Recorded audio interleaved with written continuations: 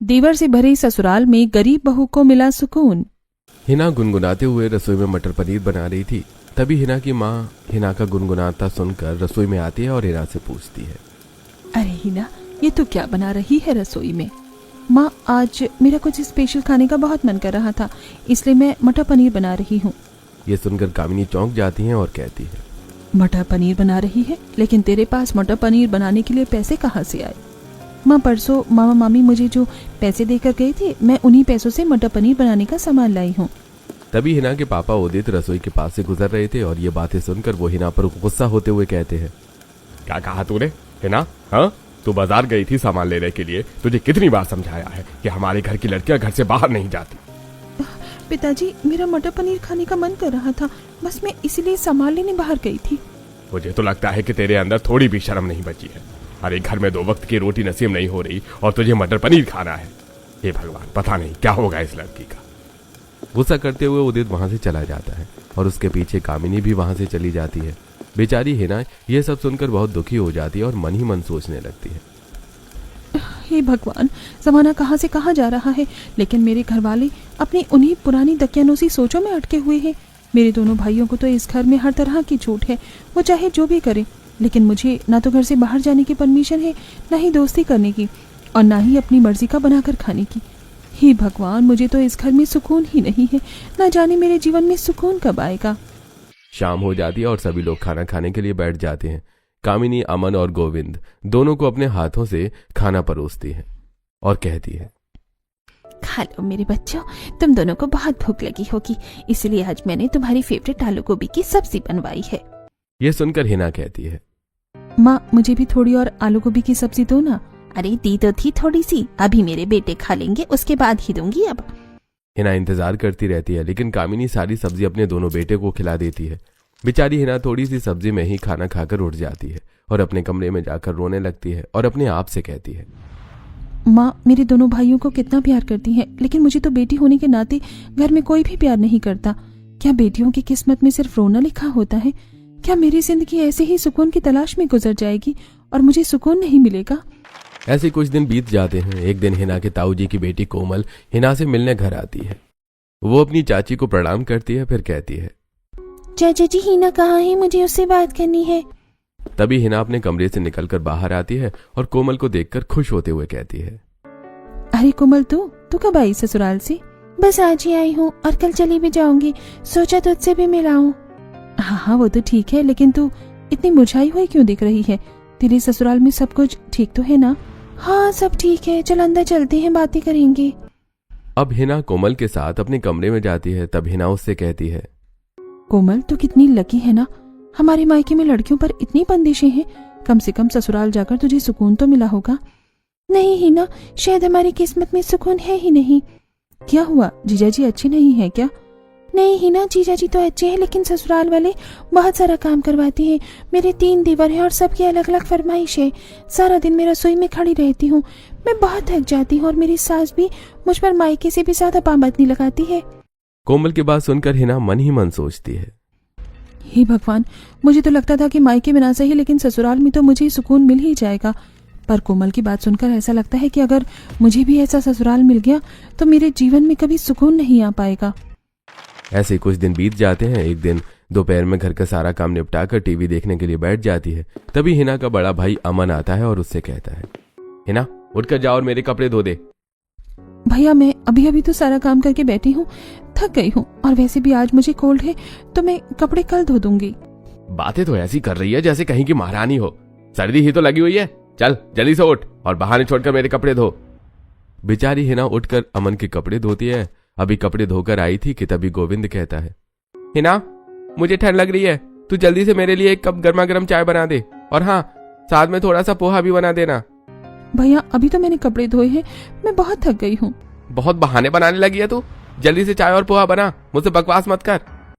बेचारी हिना अपने भाई के लिए चाय और पोहा बनाती है और ऐसे ही समय बीत रहा था। एक दिन ताऊ जी घर आते हैं और अपने भाई से बात कर रहे होते हैं।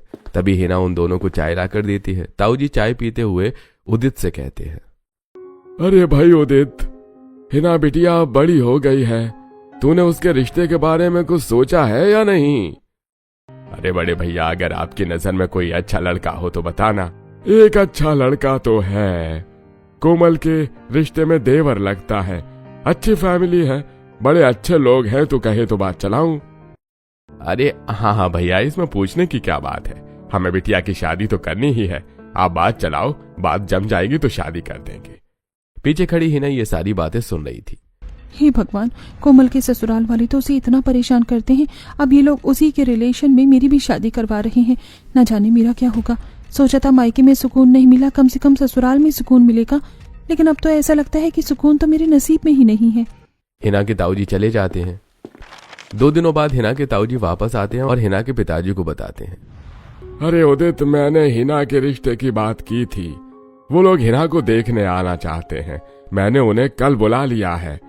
वैसे तुझे बता दूं कि नम्रता बहन जी के 3 बेटे हैं और नम्रता बहन जी के देवर भी उनके साथ रहते हैं। उनकी पत्नी नहीं है, लेकिन 3 बेटे उनके ही हैं, उनकी जॉइंट फैमिली है।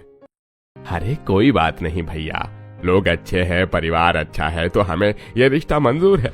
हमारी बिटिया भी काम करने में पीछे थोड़े ना है, आप उन्हें बुला लीजिए। पर्दे के पीछे खड़ी हिना ये सारी बातें सुनकर अपने मन में सोचती है, हे भगवान, इतना बड़ा परिवार है इनका तो, और पिताजी मेरी शादी इतने बड़े परिवार में करवा रहे हैं, और वहां मेरी सास के अलावा दूसरी कोई औरत भी नहीं है। इसका मतलब घर की सारी जिम्मेदारी मुझ पर ही रहेगी। भगवान मेरी रक्षा करना। अगले दिन नम्रता अपने पति और 2 बेटों के साथ हिना को देखने आती है। नम्रता हिना को देखकर कहती है, हिना बेटा, तुम तो बहुत प्यारी हो, मुझे तो अपने घर के लिए ऐसी ही बहू चाहिए थी जैसी कि तुम हो। भाई साहब, हमारी तरफ से ये रिश्ता पक्का समझिए। नम्रता की बात सुनकर सभी लोग बहुत खुश हो जाते हैं। दोनों घर में शादी की तैयारियां होने लगती हैं और 2 महीने के अंदर अंदर हिना की शादी विकास के साथ हो जाती है और हिना दुल्हन बनकर विकास के घर आ जाती है। वो गृह प्रवेश के लिए दरवाजे पर खड़ी अपने मन में सोच रही थी, हे भगवान, मायके वालों ने तो मुझे इतना परेशान किया है, अब ससुराल वाले उससे ज्यादा परेशान करेंगे, लेकिन मैं अब कर भी क्या सकती हूँ। हिना अपनी सोच में गुम थी कि तभी उसकी सास नम्रता उससे कहती है, क्या सोच रही हो बहू, दाहिने पैर से कलश गिराकर गृह प्रवेश करो, और हाँ, मुस्कुराकर गृह प्रवेश करना, क्योंकि घर की लक्ष्मी घर में मुस्कुराते हुए आए तो शुभ होता है। ये बात सुनकर हिना खुश हो जाती है और मुस्कुराते हुए कलश गिराकर गृह प्रवेश करती है। घर के अंदर आते ही हिना का देवर कमल उसे एक गिफ्ट देता है और कहता है, भाभी, ये सरप्राइज गिफ्ट आपके लिए। ये देखकर हिना खुश हो जाती है और थैंक यू कहकर थोड़ा आगे बढ़ती है तो दूसरा देवर प्रभाकर उसे दूसरा गिफ्ट देता है और कहता है, और ये मेरी प्यारी भाभी के लिए। हिना प्रभाकर से गिफ्ट लेकर थोड़ा आगे बढ़ती है तो रंजीत उसे गिफ्ट देते हुए कहता है, प्यारी भाभी मेरी, आपको उनके सबसे प्यारे देवर की तरफ से ये वाला गिफ्ट। ये सुनकर हिना मुस्कुरा देती है। गिफ्ट को लेकर थोड़ा आगे बढ़ती है तो सुनील उसे गिफ्ट देते हुए कहता है, लीजिए भाभी, आपका हमारे घर में स्वागत है, वेलकम होम भाभी। हिना सुनील से भी गिफ्ट ले लेती है और मुस्कुराकर आगे बढ़ती है तो सुभाष उसे गिफ्ट देते हुए कहता है, भाभी, ये आपके सबसे छोटे देवर की तरफ से, और ये रहा सामने आपका रूम। हिना उससे भी गिफ्ट ले लेती है और अपने कमरे में पहुंच जाती है जहां विकास उसके लिए एक फूलों का गुलदस्ता लेकर खड़ा था। उसे देखकर हिना मुस्कुरा देती है। तभी विकास कहता है, अरे तुम्हारे देवरों ने मुझसे पहले तुम्हें गिफ्ट दे दिया, मेरा गिफ्ट तो लास्ट है भाई। है ये सुनकर पीछे खड़े हिना के सभी देवर हंस पड़ते हैं। अब हिना विकास से भी गिफ्ट ले लेती है और वो भी हंसने लगती है। तभी हिना की सास वहां आ जाती है और कहती है, हिना बहू, तेरे सारे देवर बड़े ही शरारती हैं, न जाने उन्होंने कब से ये सपना सजा रखा था कि हमारी भाभी आएगी तो हम उसे गिफ्ट देंगे, हम उनसे बातें भी करेंगे। अब तुझे इन सब का प्रेम झेलना पड़ेगा। वैसे बहू तू थक गई होगी, सो जा, सुबह उठना भी है, और तुम लोग भी चलो अपने अपने कमरों में जाकर आराम करो। ऐसा कहकर हिना की सास वहां से चली जाती है। तब विकास कहता है, चलो तुम्हारी ये सारी तोहफे खोलते हैं, देखें तो जरा इसमें क्या क्या है, पहले मेरा तोहफा खोलो। अब हिना और विकास एक एक करके सारे तोहफे खोलते हैं, जिसमें उसके लिए वॉच थी, मॉडर्न ड्रेस थी, सैंडल, नेकलेस और मोबाइल फोन था। ये सब देखकर हिना अपने मन में सोचती है, ये लोग कितने अच्छे हैं। मुझे तो लगा था मेरे मायके वालों की तरह मेरे ससुराल वाले भी बहुत रूढ़िवादी होंगे, पर ये लोग तो काफी फ्रैंक है। लगता है मेरे जीवन में सुकून आने ही वाला है। अगले दिन हिना सुबह सोकर उठती है और तैयार होकर रसोई में पहुंचती है। रसोई के दरवाजे पर ही उसके सभी देवर खड़े होते हैं और आपस में बहस कर रहे होते हैं। सूजी का हलवाई बनेगा। अरे मैंने कहा ना कि पहली रसोई में भाभी खीर बनाएंगी। अरे नहीं नहीं, मैंने तो बस फैसला कर दिया है कि पहली रसोई में मलाई कोफ्ते ही बनेंगे। अरे मुझे तो ब्रेड का हलवा खाना है, मैं तो भाभी से वही खाने के लिए बनवाऊंगा। नहीं नहीं, भाभी रसमलाई बनाएंगी।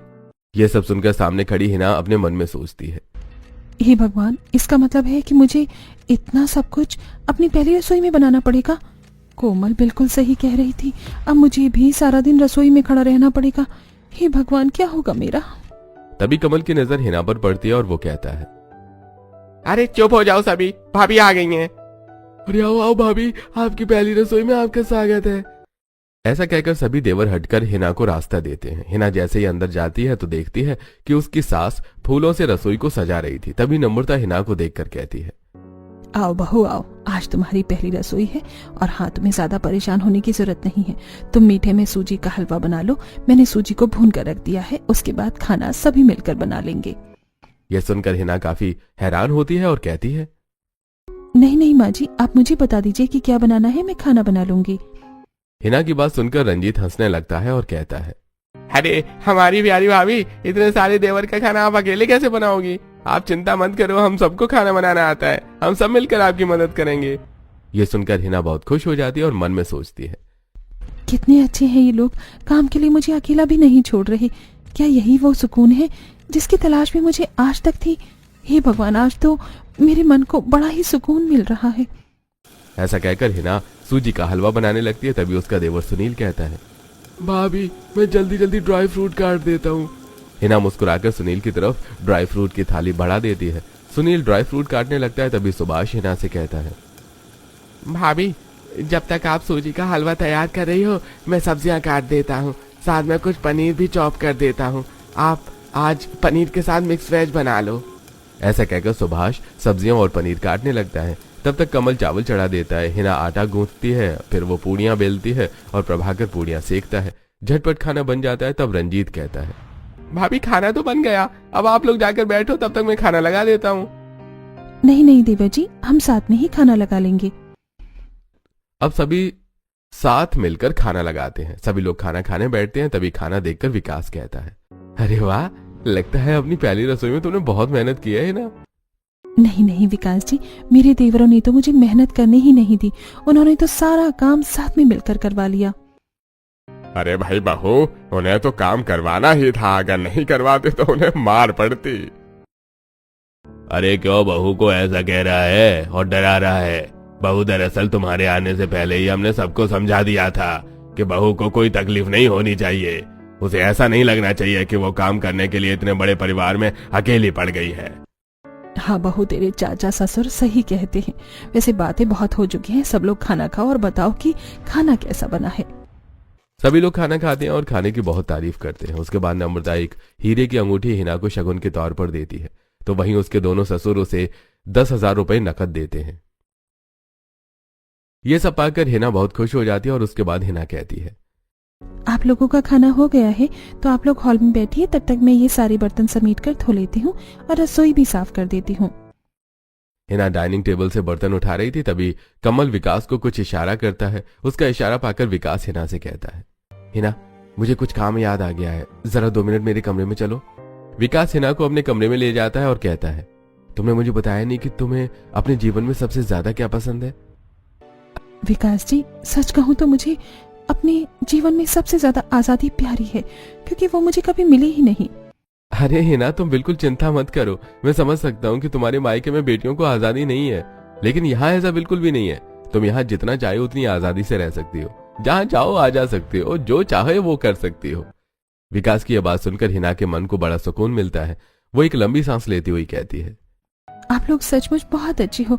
अच्छा, मैं चलती हूँ, मुझे रसोई साफ करनी है। हिना रसोई में जाती है तो वो देखती है कि उसके सभी देवरों ने मिलकर रसोई साफ कर दी थी और वो खड़े मुस्कुरा रहे थे और हिना को देख रहे थे। ये देखकर हिना कहती है, अरे आप लोगों ने ये सारा काम क्यों किया, मैं खुद कर लेती। तभी नम्रता वहां आ जाती है और हिना की बात सुनकर कहती है, बेटा, तू हमारे घर की लक्ष्मी है और लक्ष्मी से भला इतना काम कौन करवाता है। इतना सब कुछ मैं तेरे भरोसे अकेले नहीं छोड़ सकती।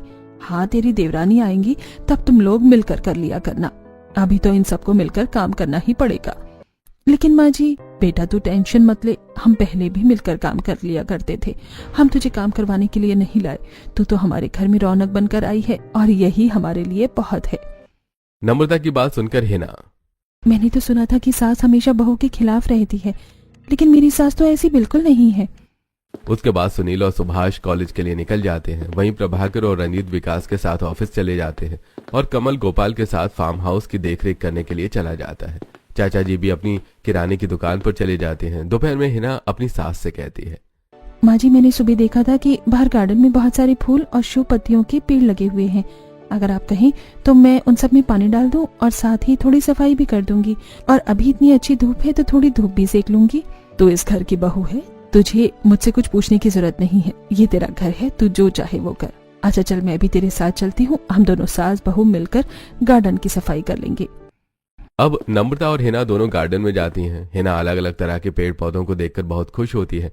उसके बाद हिना पेड़ में पानी डालने लगती है। वहीं नम्रता पेड़ों में पड़े कचरे की सफाई करने लगती है। तभी पड़ोस की कुछ औरतें उनके गार्डन में आती हैं। अरे नम्रता, तू बहू लेकर आई तो हमने भी सोचा कि तेरी बहू से मिलाए। उन्हें देखकर नम्रता सामने की कुर्सियों की तरफ इशारा करते हुए कहती है, आओ आओ शोभा बहन, आओ कमला बहन बैठो। अरे बहू, जरा इन सब के लिए चाय नाश्ता ले आ। अब हिना सभी के लिए चाय नाश्ता लाने रसोई में जाती है। तब कमला कहती है, और बता नम्रता, कैसी है तेरी बहू? मेरी बहू बहुत अच्छी है, सबका बहुत ख्याल रखती है। वो लोग बातें कर रहे थे कि तभी हिना सभी के लिए चाय और बिस्किट लेकर आ जाती है। वो सभी को चाय बिस्किट देती है और बैठ जाती है। तभी शोभा कहती है, भाई मानना पड़ेगा, तेरी बहू लाखों में एक है, चांद का टुकड़ा लग रही है। ये सुनकर नम्रता बहुत खुश हो जाती है और हिना शर्मा जाती है। चाय पीकर सभी औरतें घर लौट जाती हैं।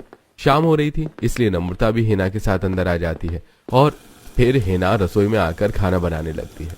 तभी उसके देवर सुनील और सुभाष आते हैं। वो जल्दी से अपने अपने कमरे में जाकर कपड़े बदलते हैं और फिर रसोई में पहुंचकर कहते हैं, लाइए भाभी, हम लोग आपके साथ मिलकर खाना बनवा लेते हैं।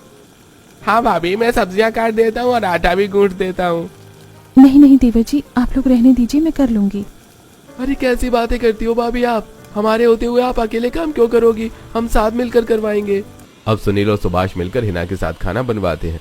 तब तक बाकी सभी लोग भी ऑफिस से लौट आते हैं और कपड़े चेंज करके किचन में आ जाते हैं। तभी सुभाष कहता है, आपको पता है भाभी, मुझे रोटियां बेलना नहीं आता था, लेकिन आपके आने से पहले मैंने परफेक्ट रोटियां बेलना सीख ली थी ताकि मैं अपनी भाभी की मदद कर सकूं। यह सुनकर हिना बहुत खुश हो जाती है। अब जल्दी जल्दी सभी लोग मिलकर खाना बनाते हैं और फिर सभी लोग मिलकर खाना भी लगा लेते हैं। खाना खाने के बाद सभी हॉल में बैठकर पॉपकॉर्न खाते हुए बातें करते हैं और फिर अपने अपने कमरे में जाकर आराम करते हैं। अगले दिन हिना की सास हिना से कहती है, हिना बेटा, तेरी शादी के समय हम तेरे लिए ज्यादा शॉपिंग नहीं कर पाए थे। तेरी कोई ननंद होती तो वो अपनी भाभी के लिए चुन चुन कर नए जमाने की चीजें लेती। मैं भला पुराने जमाने की हूँ, तेरे लिए क्या ही खरीदूं, इसलिए मैंने ज्यादा कुछ नहीं खरीदा। अब तेरी शादी हो गई है तो तू अपने पति के साथ जा और अपनी मनपसंद की चीजें बाजार से खरीद ले। अरे नहीं नहीं माँ जी, मेरे पास तो सब है, मुझे किसी चीज की जरूरत नहीं है। अरे बहू, ऐसे कैसे जरूरत नहीं है, नई नई शादी हुई है तुम्हारी, तुम्हें तो खूब शॉपिंग करनी चाहिए। अरे गोपाल सही कहता है बहू, तो विकास के साथ जाओ और आज खूब सारी शॉपिंग करना। ये सुनकर हिना बहुत खुश हो जाती है। वो अपने कमरे में जाकर आराम करती है। तभी रंजीत और प्रभाकर वहां आते हैं और रंजीत हिना को आइसक्रीम देते हुए कहता है, भाभी, मैं आपके लिए आइसक्रीम लाया हूँ, आप आइसक्रीम खा लो। नहीं भाभी, शायद आइसक्रीम बाद में खाना, पहले मेरे ये चटपटे गोलगप्पे खाओ। अरे नहीं नहीं भाभी, पहले आइसक्रीम। अरे नहीं नहीं भाभी, पहले गोलगप्पे खाइए। ये देखकर हिना हंस पड़ती है और कहती है, अरे आप दोनों बच्चों की तरह मत लड़ो, मैं दोनों खा लूंगी। तभी दोनों देवर आइसक्रीम और गोलगप्पे रखकर बाहर चले जाते हैं। हिना बारी बारी दोनों चीजें खा लेती है और अपने मन में सोचती है, हे भगवान, मुझे तो अपने ससुराल में वो सुकून मिला जो अपने मायके में कभी नहीं मिला। इस देवर से भरी ससुराल में मुझे सचमुच बड़ा सुकून मिला है। ऐसा सोचते हुए हिना टीवी ऑन करती है और टीवी देखने लगती है। थोड़ी देर बाद हिना अपने मन में सोचती है, अरे टीवी देखते देखते शाम हो गई, मुझे पता ही नहीं चला। चलो जल्दी से खाना बना लेती हूँ। अब जैसे ही हिना कमरे से बाहर निकलती है तो विकास आ जाता है और कहता है, कहाँ जा रही हो हिना? खाना बनाने जा रही हूँ। नहीं हिना, खाना छोड़ो, माँ ने कहा है कि आज मुझे तुम्हें शॉपिंग करवानी है। चलो जल्दी से तैयार हो जाओ, शॉपिंग के लिए जाना है। अब हिना अपने कमरे में जाकर एक सुंदर सी साड़ी पहनकर तैयार हो जाती है और फिर विकास के साथ शॉपिंग करने के लिए बाहर जाती है। पहले तो विकास हिना को ढेर सारे कपड़े, ज्वेलरी, मेकअप, सैंडल सब कुछ दिलाता है। उसके बाद कहता है, हिना आज हम मेरे फेवरेट रेस्टोरेंट जाएंगे खाना खाने के लिए, ओके? अरे इसकी क्या जरूरत है, हम घर पर जाकर खाना खा लेंगे। घर पर तो हम हमेशा ही खाना खाते हैं, आज तो मुझे मेरी खूबसूरत पत्नी के साथ बाहर खाना खाना है। ये सुनकर हिना शर्मा जाती है। अब विकास और हिना एक अच्छे से रेस्टोरेंट जाते हैं और वहां कैंडल लाइट डिनर करते हैं। विकास हिना के साथ बहुत सारी बातें करता है। फिर वो लोग कार में बैठकर घर की तरफ निकल पड़ते हैं। रास्ते में हिना घड़ी देखकर कहती है, विकास जी हम काफी लेट हो गए हैं, जल्दी घर चलो, मुझे घर जाकर सभी के लिए खाना भी तो बनाना है। अब विकास और हिना घर आते हैं। हिना अपने कमरे में जाकर साड़ी चेंज करती है, फिर जल्दी से रसोई में जाती है तो देखती है कि उसकी सास रसोई में काम कर रही थी। तभी नम्रता हिना को देखकर कहती है, आ गई ही ना बहू, कैसी रही आज तेरी शॉपिंग? माँ जी शॉपिंग तो अच्छी रही, लेकिन मैं लेट हो गई हूँ। आप हटिए, मैं अभी आप सभी के लिए जल्दी जल्दी खाना बना देती हूँ। अरे हीना बहू शांत हो जा, तुझे इतना घबराने की कोई जरूरत नहीं है, सारा खाना बन चुका है। बन चुका है? लेकिन क्यों माँ जी, मैं तो वापस आकर खाना बना ही लेती। अरे बहू मुझे पता था कि शॉपिंग से वापस आकर तो बहुत थक जाएगी, इसलिए मैंने तेरे देवरों के साथ मिलकर सारा खाना बना लिया है। तो चिंता मत कर, तेरे देवर खाना लगा देंगे और हम लोग खाना खा लेंगे। तू कमरे में जाकर आराम कर। अपनी सास की ये बातें सुनकर हिना की आंखें भर जाती हैं और वो अपनी सास को गले से लगा लेती है। ऐसी समय बीत रहा था। हिना को उसके ससुराल वालों से बहुत प्यार मिल रहा था और हिना भी अब सबके बीच में बहुत घुल मिल गई थी। एक दिन हिना के मायके वाले उससे मिलने आते हैं। हिना उन्हें देखकर बहुत खुश हो जाती है और वो अपनी माँ को गले लगा लेती है और कहती है, माँ मुझे आप लोगों की बहुत याद आ रही थी, अच्छा हुआ आप लोग मुझसे मिलने चले आए। हिना सबको बिठाती है और कहती है, माँ जी आप लोग इन लोगों से बात कीजिए, तब तक मैं सभी के लिए कुछ नाश्ता बनाकर ले आती हूँ। तभी हिना का बड़ा भाई अमन हिना पर रौब जमाते हुए कहता है, हिना अच्छा तू जा ही रही है तो मेरे लिए चाय के साथ साथ गरम सूप भी बना लेना। ये सुनकर कमल झट से कहता है, भाभी आपके मायके वाले इतने दिनों बाद आए हैं, आप उनसे बैठकर बातें कीजिए, तब तक नाश्ते का इंतजाम मैं कर देता हूँ और अमन तुम्हारे लिए सूप भी बना दूंगा। ऐसा कहकर कमल चाय और सूप बनाने के लिए रसोई में चला जाता है। हिना सभी से बातें करने लगती है। थोड़ी देर बाद गोविंद हिना से कहता है, हिना ससुराल जाकर क्या तारे सारे संस्कार भूल गई? इतनी देर हो गई हमें आई, लेकिन तू अभी तक बैठी बातें ही कर रही है। अरे जा हम सबके लिए कुछ चाय नाश्ते का इंतजाम कर। तभी कमल और विकास वहां नाश्ता लेकर आ जाते हैं। विकास ये सुनकर कहता है, आप लोग इतना परेशान क्यों होते हैं? घर में इतने सारे लोगों के होते हुए हिना का काम करना इतना जरूरी नहीं है। लीजिए नाश्ता कीजिए। नम्रता हंसते हुए कहती है, बेटा इनकी बातों का बुरा मत मानना, दरअसल हमारे यहाँ बहू को लक्ष्मी समझा जाता है और उससे किसी भी तरह परेशान नहीं किया जाता। अब सभी लोग साथ में नाश्ता करते हैं। तभी हिना के पिताजी कहते हैं, अरे भाई अगर आप आज्ञा दें तो हम अपनी बेटी को कुछ दिनों के लिए घर ले जाना चाहते हैं। अरे भाई साहब इसमें आज्ञा की क्या बात है, बेटी आपकी है, ले जाइए। भाई साहब एक बस रिक्वेस्ट है, हमारी बहू को जल्दी से ले आइएगा। आप तो देख ही रहे हैं कि हिना के सारे देवर कैसे उदास होकर खड़े हो गए हैं।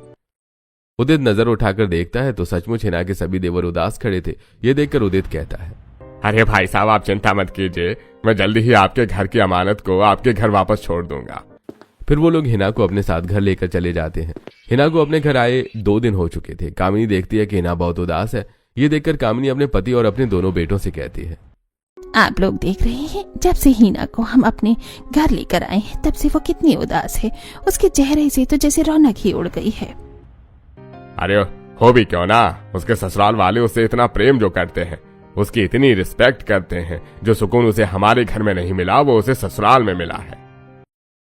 हाँ पिताजी और क्यों ना मिले, हमारे घर में तो हमेशा ही बेटे और बेटियों में फर्क होता आया है, लेकिन उसके ससुराल में तो बेटियों को लक्ष्मी समझा जाता है और उनकी इज्जत भी होती है। पिताजी सचमुच हमारी बहन बहुत खुश नसीब है जो उसे ऐसा ससुराल मिला।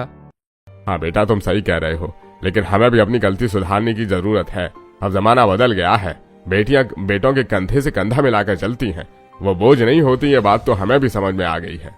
तभी हिना पीछे खड़ी ये सारी बातें सुन रही थी और वो सामने आती है और कहती है, माँ पिताजी मैं तो आपको हमेशा से यही समझाना चाहती थी, लेकिन कोई बात नहीं, देर से ही सही आपको समझ में तो आया।